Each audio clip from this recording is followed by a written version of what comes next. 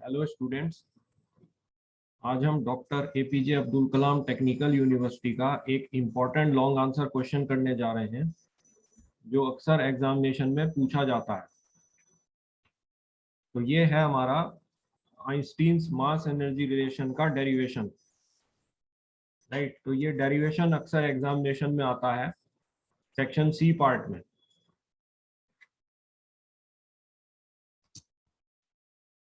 तो मान लीजिए ये कोई बॉडी है जो कि इनिशियली रेस्ट पर है। राइट, तो रेस्ट की अवस्था में इस बॉडी का जो भी मास होगा वो रेस्ट मास होगा m0।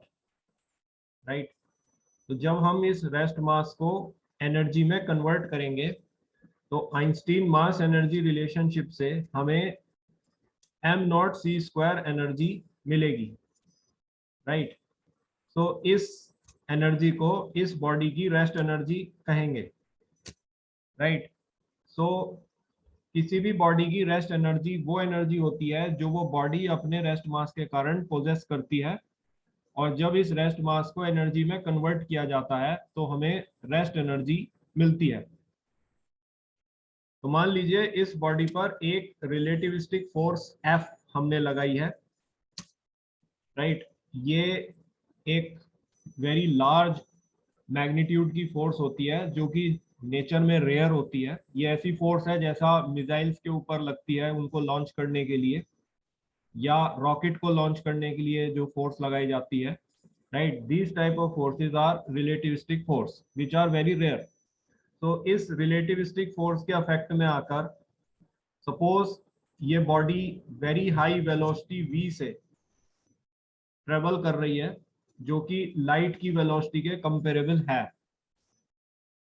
राइट, सो इस हाई वेलोसिटी के कारण इस बॉडी ने जो मोशन में काइनेटिक एनर्जी गेन की है वो भी एनॉर्मस होगी।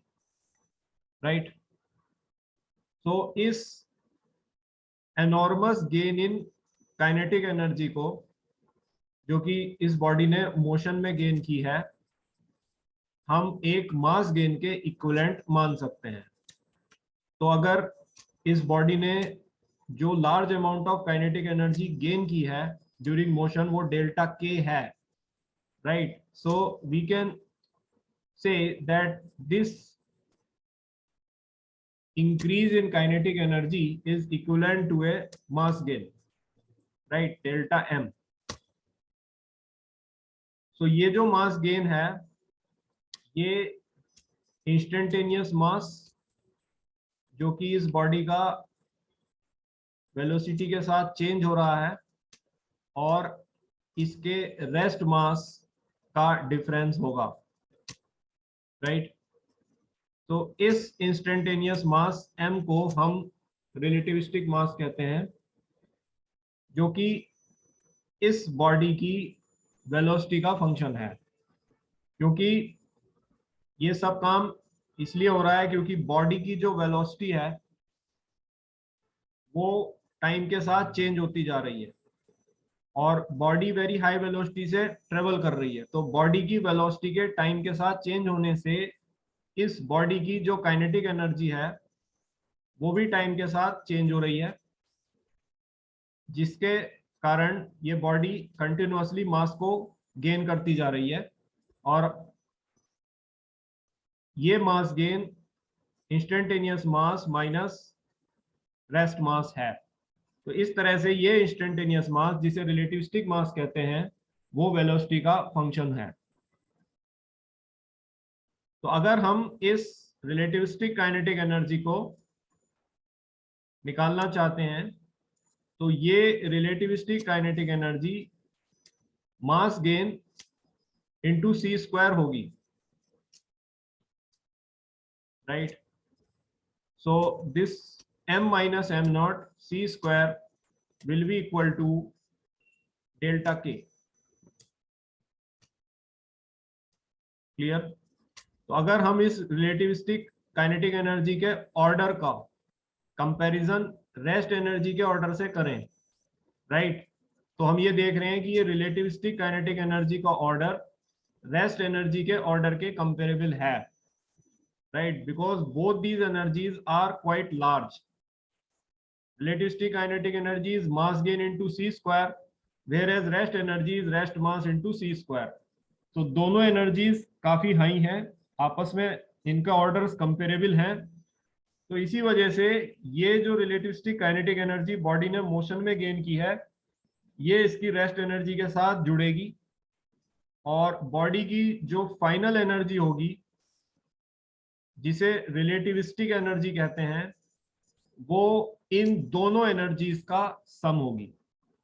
यानी कि रिलेटिविस्टिक काइनेटिक एनर्जी जो बॉडी ने मोशन में गेन करी है और रेस्ट एनर्जी जो बॉडी इनिशियली पोजेस करती है, इन दोनों के सम से ये फाइनल एनर्जी आएगी जो कि रिलेटिविस्टिक एनर्जी होगी. तो रिलेटिविस्टिक एनर्जी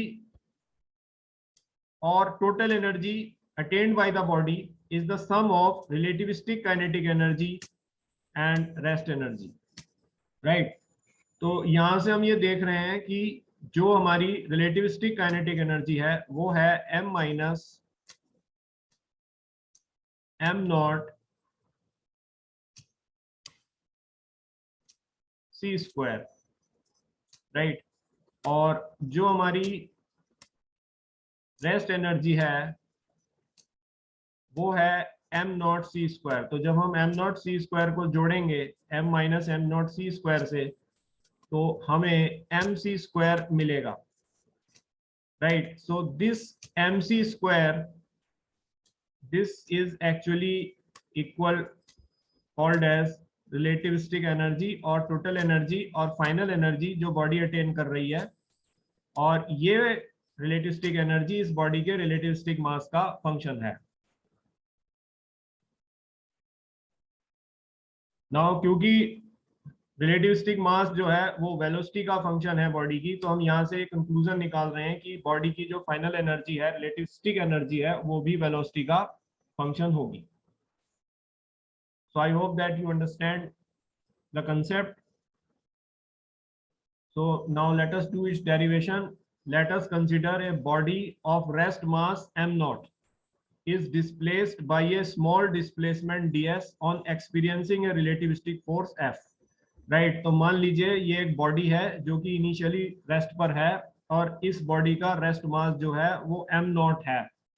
तो जब हमने इस बॉडी पर एक रिलेटिविस्टिक फोर्स f लगाई तो ये बॉडी एक स्मॉल डिस्प्लेसमेंट ds से डिस्प्लेस होती है, राइट. तो जो वर्क एक्चुअली हमने बॉडी पर इसको स्मॉल डिस्प्लेसमेंट ds से डिस्प्लेस करने में किया है, let that elementary work done is dw. So ये जो एलिमेंट्री वर्क डन बॉडी पर किया गया है, यही elementary gain in kinetic energy के इक्वल होगा. So let this dw is equal to dk and this will be f dot ds, right. तो ये एलिमेंट्री वर्क डन है जो एक बॉडी को ds डिस्प्लेसमेंट के साथ डिस्प्लेस करने के लिए बॉडी पर किया गया है. नाउ अगर बॉडी ने पूरा फाइनल पोजीशन तक पहुंचने के लिए टोटल जो डिस्प्लेसमेंट है वो s है उसका, राइट. तो जो फाइनल वर्क इस बॉडी पर किया गया है वो इस एलिमेंट्री वर्क को इंटीग्रेट कर कर आएगा. और यही जो वर्क बॉडी पर किया गया है, यही बॉडी की रिलेटिविस्टिक काइनेटिक एनर्जी होगी जो बॉडी ने मोशन में गेन की है, right. So this is an important concept. So let the body travels with a very high velocity v, which is comparable to velocity of light. So जब इस body पर एक रिलेटिविस्टिक फोर्स लगेगी तो ये वेरी हाई वेलोसिटी v से चलना शुरू होगी जो कि लाइट की वेलोसिटी के कंपेरेबल होगी. Thus the work done on body by relativistic force resulted in immense gain in kinetic energy in its motion through the space, right. तो क्योंकि इस बॉडी की velocity is very high comparable to C, तो इसलिए जो भी work इस body पर किया गया वो इस बॉडी में एनॉर्मस काइनेटिक एनर्जी के गेन के रूप में होगा, राइट. उस वर्क के कारण ये body enormous kinetic energy gain करेगी अपने मोशन में, right. So this gain in kinetic energy resulted in gain in relativistic mass, which is a function of velocity of body. जैसा मैंने आपको बताया था कि ये क्योंकि काइनेटिक एनर्जी एनॉर्मसली गेन हो रही है, काफी लार्ज है, तो इस गेन इन काइनेटिक एनर्जी को हम एक मास गेन के इक्विवेलेंट मानते हैं। और ये मास गेन जो है इंस्टेंटेनियस मास जो कि रिलेटिविस्टिक मास है और रेस्ट मास का डिफरेंस होता है। इंस्टेंटेनियस मास टाइम के साथ चेंज हो रहा है, राइट। तो इस तरह से मास गेन टाइम के साथ चेंज हो रहा है, तो उसका ये डिफरेंस है। तो the relativistic force on body, तो बॉडी को पर जो रिलेटिविस्टिक फोर्स लगी है, हम जानते हैं फोर्स जो है वो time rate of change of momentum होती है। So F is D by D T M V, right. So M is the relativistic mass of the body and v is its velocity. क्योंकि mass भी time के साथ change हो रहा है और वेलोसिटी भी टाइम के साथ चेंज हो रही है, तो ये दोनों ही टाइम के फंक्शन होंगे। So let dw is the elementary work done on body to displace it by small displacement ds। तो मान लीजिए इसको ds डिस्प्लेसमेंट से डिस्प्लेस करने के लिए dw वर्क किया गया। So the elementary work done on body resulted in elementary gain in kinetic energy of the body, therefore this dw is equal to dk is equal to f dot ds, right। तो जैसा मैंने आपको बताया था कि जो भी elementary work done किया गया है वो इसमें elementary gain in kinetic energy को रिस्पॉन्सिबल होगा, और ये elementary gain in kinetic energy F dot D S के इक्वल होगी। So D W equal to D K, तो एफ जो है हम इक्वेशन 1 से ला सकते हैं D Y D T M B dot D S. Now ये दोनों फंक्शन टाइम के फंक्शंस हैं, तो हम डिफरेंशिएशन का प्रोडक्ट रूल लगाएंगे जो कि होता है first function into differential of second function plus second function into differential of first function. तो इसमें m को एक बार हमने फर्स्ट फंक्शन m में बाहर लिया, derivative of second function with time dv by dt plus second function v derivative of first function m with time, so dm by dt dot ds। तो ये m, ये ds को under हमने multiply कराया, dv बाहर आया, ds by dt plus v dm ds by dt। Now ds by dt is time rate of change of displacement जो कि वेलोसिटी होता है। तो ds by dt को हम v ले सकते हैं, तो ये dk बना mv dv plus v square dm। तो दिस इज इक्वेशन सेकंड। ये elementary gain in kinetic energy हुई है बॉडी पे।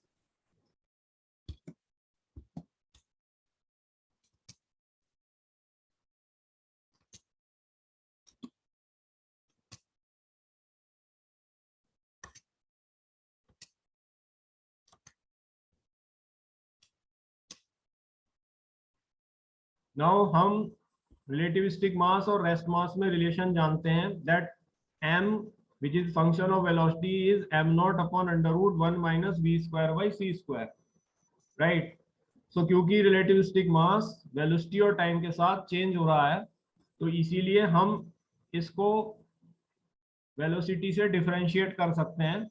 सो differentiating both side with respect to velocity, तो ये हुआ dm by dv is equal to m not constant है तो बाहर ले लिया d by dv, ये ऊपर जाकर के 1 minus V square by C square की पावर माइनस 1/2, राइट।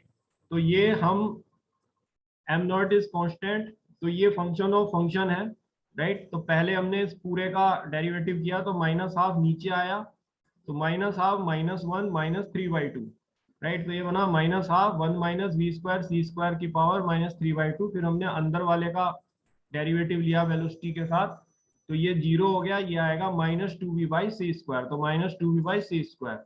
तो 2 से 2 कैंसिल और माइनस से माइनस प्लस, तो ये dm m नॉट v dv c square 1 minus v square C square की power 3/2, right. So put equation 3 in 4। So dm को जैसा हमने, ये हमारा एक्सप्रेशन रेस्ट मास में आ रहा है, तो हम इस रेस्ट मास को रिलेटिविस्टिक मास में चेंज कर लेते हैं, जो हमारी इक्वेशन थर्ड है, राइट। ये हमारी इक्वेशन थर्ड है। सो इस थर्ड इक्वेशन से हम इस इक्वेशन 4 में सब्स्टिट्यूट करते हैं, तो ये बना। सो m नॉट की जगह हम कर सकते हैं m under root 1 minus V square by C square, ये इधर क्रॉस मल्टीप्लाई हो जाएगा, तो m not is equal to m under root 1 minus V square by C square. तो इसको हमने यहाँ रखा, राइट, सब्स्टिट्यूशन के बाद। तो ये बना m 1 minus V square by C square की power 1/2 v dv upon C square 1 minus V square by C square की पावर 3/2। सो ये ऊपर 1/2 आ रहा है, नीचे 3/2 आ रहा है, तो ये कैंसिल हो गए, नीचे 1 हो जाएगा, 3/2 माइनस हाफ 1 होता है, तो ये 1 minus V square by C square की पावर 1, ऊपर आएगा M B D V upon C square, right. तो इसके बाद हम यहाँ पे एलसीएम ले सकते हैं, तो हमने एलसीएम लिया तो C square is the LCM, तो ये C square minus B square, right, और ये हमारा डीएम, ठीक है, ये क्रॉस मल्टीप्लाई हो गया इधर, तो C square minus B square, C square cancel, तो ये बना M B D V C square minus B square DM. Now substitute करेंगे, एम बी डी वी जो है हमारा, ये इक्वेशन सेकंड में M B D V already आ रहा है, राइट, जो हमने पीछे वाली इक्वेशन देखी थी उसमें ये आ रहा है, तो उसमें जब हम इसको सब्सटीट्यूट करेंगे तो ये बना D K V square D M plus C square minus V square D M, तो D K V square D M plus C square D M minus V square D M, तो V square D M जो है ये cancel हो जाएंगे, right, ये दोनों cancel हो जाएंगे, तो केवल हमें मिलेगा सी स्क्वायर डी एम। तो ये हमारी elementary gain in kinetic energy आई है when a body move through a small displacement DS, और यही हमारे एलिमेंट्री वर्क डन के इक्वल है। तो अगर हमें टोटल काइनेटिक एनर्जी निकालनी है जो उसने पूरे मोशन में गेन की है from initial position to the final position, तो वो जो है इंटीग्रेट कर कर आएगा। सो इक्वेशन 6 को हम इंटीग्रेट करते हैं। नाउ हमारा इनिशियल मास जो है वो m नॉट है, और जो हमारा फाइनल मास है वो रिलेटिविस्टिक मास आ रहा है m, राइट, जो कि एक्चुअली टाइम का वेलोसिटी का फंक्शन है, बट ये फाइनल स्थिति में जाकर के कांस्टेंट हो जाएगा, राइट। तो हमने कहा इंटीग्रल m नॉट से m डी के, तो this is k C square, इसी तरह राइट हैंड साइड पे भी इंटीग्रेशन किया m नॉट से m dm, so k is C square dm का इंटीग्रेशन m नॉट से m, तो k is m minus m not C square. तो ये हमारा रिलेटिविस्टिक काइनेटिक एनर्जी का फॉर्मूला आ गया which is mass gain into C square. तो रिलेटिविस्टिक एनर्जी जो है वो रिलेटिविस्टिक काइनेटिक एनर्जी और रेस्ट एनर्जी का सम होगी, तो रिलेटिविस्टिक काइनेटिक एनर्जी है m minus m not C square और रेस्ट एनर्जी है m नॉट सी स्क्वायर, तो ये E is equal to M C square minus M naught C square plus M naught C square, M naught C square से M naught C square cancel हो गया, तो इस तरह से हमें फाइनल एक्सप्रेशन मिला relativistic energy is M C square, so it is a function of relativistic mass. तो क्योंकि मास जो है वो टाइम और वेलोसिटी के साथ चेंज हो रहा है, तो रिलेटिविस्टिक एनर्जी भी टाइम और वेलोसिटी के साथ बॉडी की चेंज होती है। ये टोटल एनर्जी होती है जो उसने मोशन में गेन किया प्लस जो उसकी इनिशियल एनर्जी होती है जब बॉडी अपनी फाइनल पोजीशन अटेन कर लेती है और उससे आगे वो नहीं जाती है, तो ये रिलेटिविस्टिक एनर्जी कांस्टेंट हो जाती है क्योंकि रिलेटिविस्टिक मास कांस्टेंट हो जाता है, राइट।